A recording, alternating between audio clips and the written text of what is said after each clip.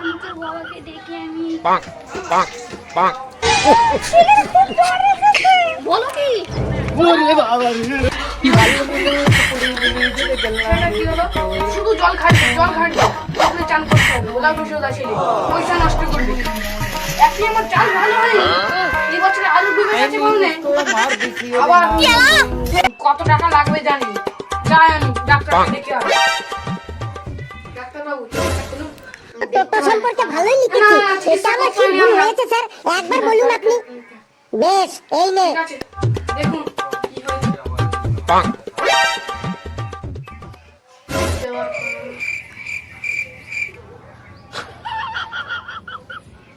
bonk, bonk, bonk. কি বুঝলেন কি ভালো গেলাম